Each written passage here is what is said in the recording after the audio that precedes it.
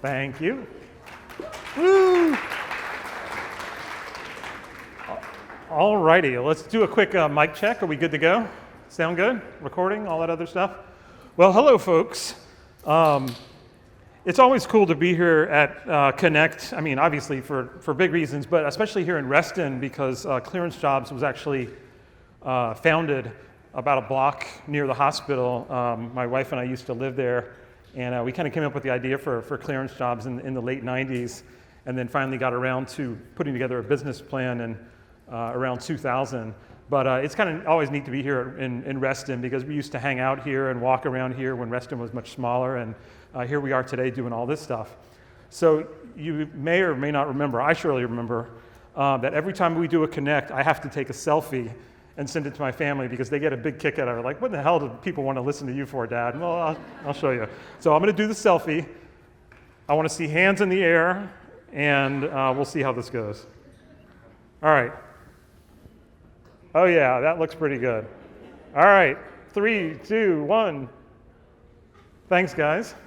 Appreciate that. Okie dokie.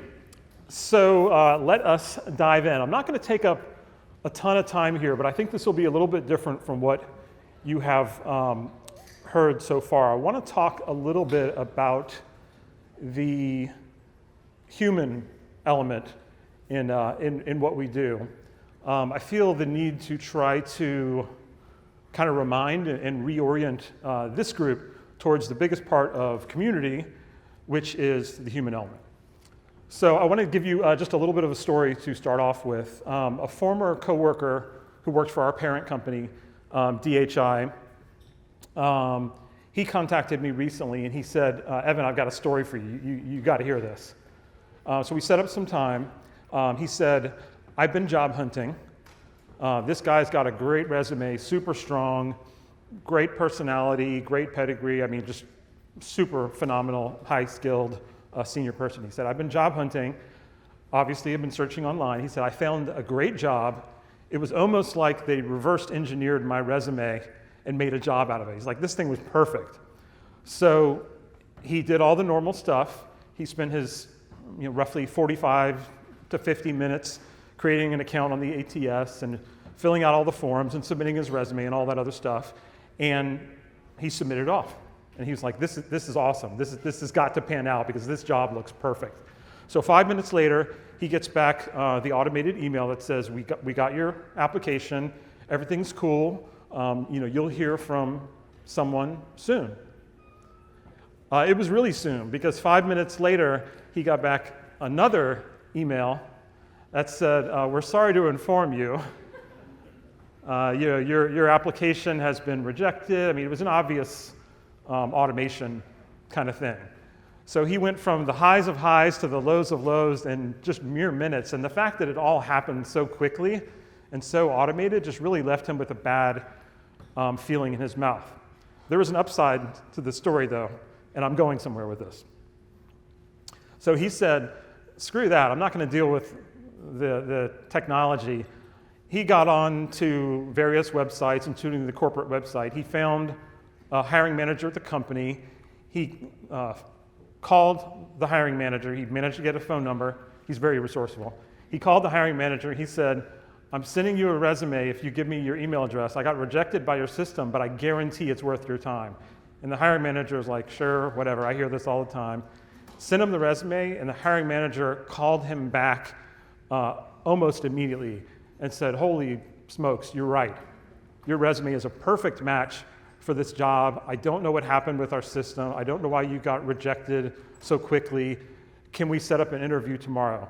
Long story short, he got a job offer and he's accepting the position, which I just heard on Monday. Okay? So his story got me thinking, and as synchronicity often works, last week I came across this. Entire HR team fired after manager uses his own resume to prove their system is auto-rejecting all candidates. So this is real. I mean, look at the date. It's from September 16th. So this is, somewhat widespread. And every week I get, and you probably do too, honestly, numerous sales calls and emails and texts from companies that are trying to sell me recruiting tools and software that will change my life. You know, everything's going to be wonderful after you use our software. There's always tons of promises around, you know, time savings, working smarter, working harder, making your job easier. It reminds me of this thing that my son uses, which is the men's 7-in-1 products. You know, you can wash your hair, wash your face, your body, brush your teeth with it, wash your dog, wash your car. It does it all. So you know, these are the recruiting tools that we get sent, you know, all the time. So these tools increasingly have at least one or more of the following: machine learning, artificial intelligence, and or automation. You know, more and more we're relying on technology not to just save us some time, but to actually do our work for us, for better or for worse. And don't get me wrong, I think these technologies definitely have their place in, you know, the modern recruiting workflow, but I worry that the human element in recruiting is starting to take a back seat. And I'm not alone. Job seekers are increasingly feeling the same. So while AI, machine learning, and automation can definitely, you know, save you time, I wonder if we're starting to lose that kind of valuable human judgment and human connection in the process. Thinking back to the story of my former coworker I shared at the beginning, I feel like the trend is becoming clear. Does anybody feel yet like AI and technology might be a bit of a crutch, or at least being proposed as being a crutch? Okay, a couple of hands. So 40% of companies are reporting using AI to engage with job seekers. I'm not talking about AI to write your job description or AI to funnel through a bunch of resumes, but to actually communicate with candidates. And that's the area that I'm feeling a little squeamish about. In fact, 66% of adults are hesitant to apply for jobs using AI in decision making. And 37% of adults are worried that AI will exhibit bias in the consideration process. If you've ever used ChatGPT or any of the other AI products, there's usually a little disclaimer at the bottom that says, please double check our results. You know, we want to rely on AI as being magical, but at the end of the day, honestly, they're asking you to check things out. So when a human being, job seeker, is reaching out to you, I ask you, who or what on your end is reaching back? So I want to shift gears just a little bit, but you'll see here I'm kind of continuing the theme of reaching out. So my wife, God love her, has one phobia, and it is a fear of heights. And I don't have that fear. I fear snakes. If there's a snake in here, I'm out. Like, I'm getting on a plane. But she has a fear of heights, and she's super brave though. So a lot of our vacation photos look like this, which is kind of funny. Her leaning out over some giant vista to take a long look, and me holding on to her for, you know, dear life to keep her safe. So what's the theme here? The theme is trust, obviously. So super important thing in a marriage, or when your partner's grip is the only thing between her and plummeting to a sure death. So trust is big in communities too, especially in recruiting. Gaining someone's trust, as you know, is not easy, but it is critical. And it's a lot like the picture here. How much does a job seeker need to trust you before they will lean out and view or check out the job that you're hiring for?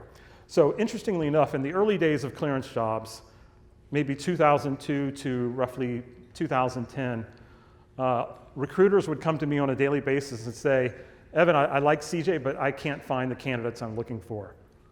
And it wasn't a question of search. The search was fine. It's like we just didn't have enough candidates.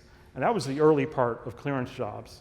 Now, over the last few years, the most consistent issue that you all are coming to me with is that you can find the candidates, but you can't get those candidates to engage. As they say, it's just crickets chirping, almost dead silence.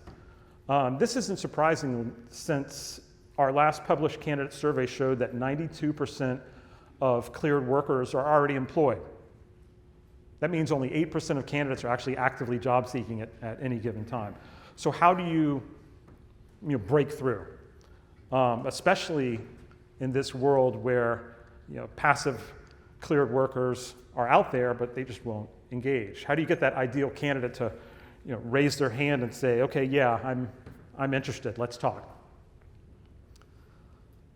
Understand, and you know this, but you may not have heard it put in these words, if candidates don't trust you, they won't engage with you. And that's the case in all industries, but far more so in our world of national security, right? So trust is a fundamental barrier in communities, but it's also a fundamental enabler in communities as well. It kind of goes both ways. So it takes some time and effort to gain someone's trust. It is a process, but there is one quick and easy thing that you can do, takes almost no time, to get the process off to a solid start, and I will back up these claims with actual science. When you look at this abstract art, what do you see? Just shout it out. Of course, yeah, you see faces. It's abstract, but it's not massively abstract. In fact, there's a psychological phenomenon called face pareidolia. And it says that humans have this innate ability to recognize faces quickly and accurately. In addition, as humans, we tend to gravitate towards faces when we're looking at a group of people. I am very much doing that right now. Infants and newborns, interestingly, just literally from birth, prefer looking at human faces to other visual stimuli. And if anyone in this room has kids, I'm sure at some point you've said, make eye contact when you talk to someone. There's reasons for that, right? So when I pop up this page and you all take a quick look at it, this community of faces in your view, in your brain instantly, millions of data points are being created and analyzed and referenced. It's automatic, it's instant, and it's actually quite powerful, and you can use it to your advantage. Again, we're talking about trust is the number one way to get candidates to respond to you. In fact, there's something called the mirror exposure effect, and it says that the more someone sees your face, the more they feel comfortable with you, and bing, bing, the more they trust you. So I'm sure you can see where I'm going with this. Showing your face in our community is not just a good thing to do, it's actually beneficial to your recruiting, to building trust, to a group of people that are inherently security conscious and very hard nuts to crack. So we'll get tactical just for a moment and bring this full circle back to ClearanceJobs. There are countless ways and places to share your face on ClearanceJobs, from basic stuff like your profile photo to content status updates, videos, selfies, photo galleries, messaging, live chat, live video, and so much more. Now, this is already being done to a decent degree, but we have some new capabilities which I want to talk to you about. Great new capabilities to show your face, show yourself, and more. I don't know if anybody in this room is actually on this screen. Raise your hand. Ah, look at that. See, I knew I'd ping someone. Oh, there's Aaron. Yeah, Aaron's on this page. I know. So I got that from a live stream, Aaron. So I think you look pretty good, honestly. So I want to talk to you more about one of ClearanceJobs' newest features. We'll take just a little diversion here. It is designed specifically to gain candidates' trust by showing your face. That simple. If you're not familiar, it is called ClearanceJobs Live. Launched this year, it has 3 goals and 3 missions for you. The first is to engage passive candidates. If 92% of candidates already have jobs, you can't just sit around and wait for those active job seekers to come to you. You have to go after them. If you don't, it's not going to work. So engaging passive candidates is the number one thing that ClearanceJobs Live does. The second is to build trust. And hopefully I've shown you over the last handful of slides that just showing your face to this audience goes a long way, really, really long way. And it is as easy as pushing a button. And last but not least, as Art talked about, promoting your brand is still absolutely critical. Last year's Connect, I was really harping on brand as a way to convert passive candidates, and that's still the case, and I think it's going to be the case for quite a while. But that's what ClearanceJobs Live does, is it does those 3 things. And what I will say to literally everyone in this room is I guarantee every single person in this room has hosted a video call in the last 30 days, whether it be a call with your family, or a sales call, or a recruiting call, or a meeting with coworkers. Everybody here uses Teams, Slack, Zoom, FaceTime, whatever the platform is. We are all live streamers in this post-COVID era. Some people do live streams for concerts or events, going to church, going to synagogue, going to mosque. There are video streams happening constantly, and they're all very normal for us now. So what I'm talking about here is not revolutionary, but it is for our audience. Using ClearanceJobs Live, there are actually an unlimited number of types of streams you can do. And the neat thing about this platform is that it is not going to say, what type of stream do you want to host? If you dream it, you can do it. So hiring events, Ask Me Anythings are very popular, Lindy will tell you. Book clubs, social events. It doesn't all have to be, we've got jobs, please come check them out. In fact, most of the live streams I do have nothing to do with open jobs. I do resume reviews. I have a series called Stranger Jobs where I look at the weirdest jobs I can find on ClearanceJobs, and it's a big hit. Career advice. Think about giving back to the cleared community. So much of a recruiter's job is to take.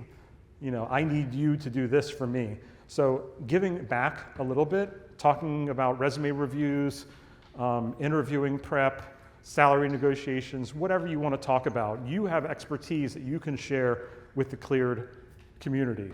Meeting your team, doing interviews with executives, talking about the work-life balance, talking about the company outlook. Art mentioned earlier about tech stack. You know, if you're hiring for tech roles, get on some engineers and have them geek out over whatever technologies your company uses. Every company in this room has swag.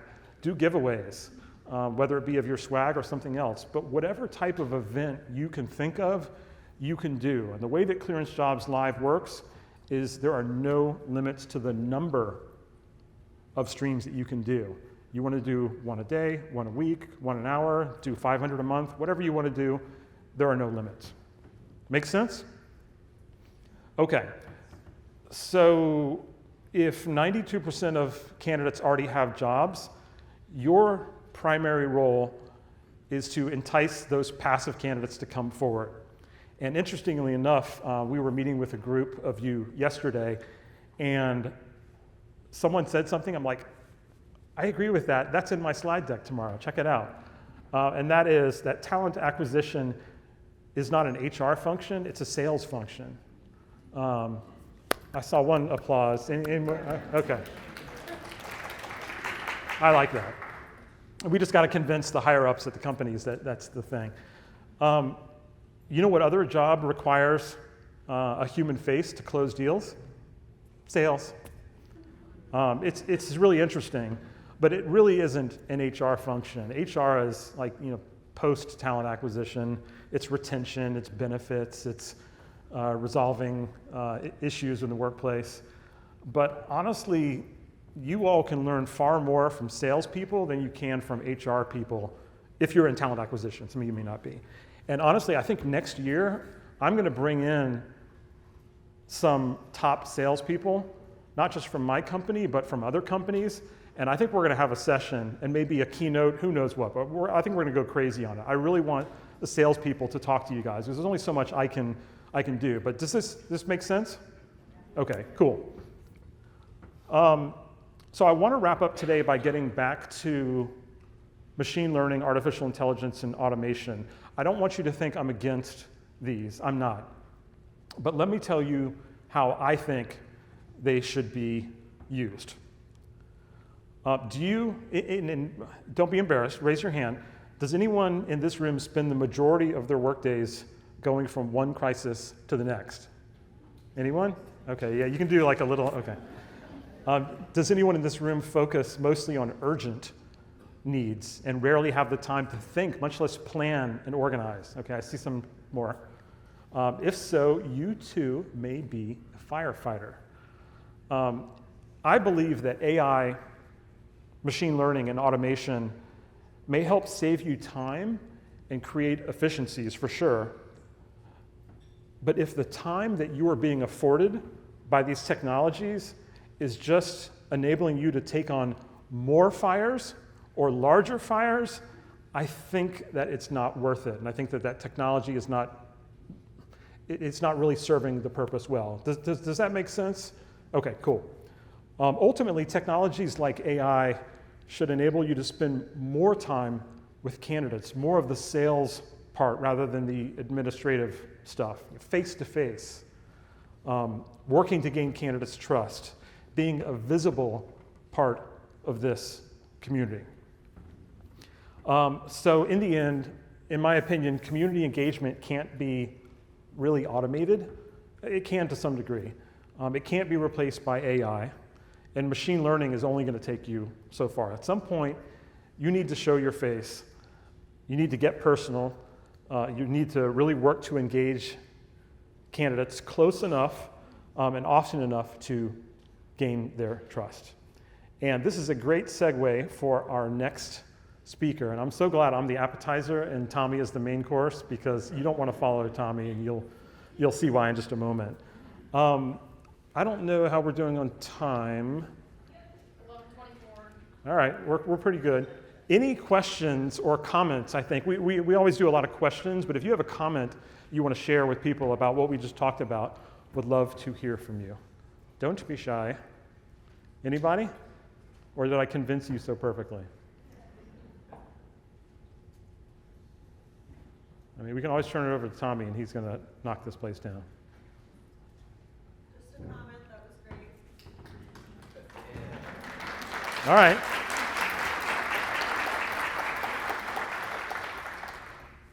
Well, I think we are good then. Thank you so much for being here. Thanks to Lindy and the team for putting this thing on. Really appreciate your patronage of ClearanceJobs. And if you want to talk more about this stuff or have questions about ClearanceJobs Live, just feel free to hit me up after the sessions here. But thank you very much.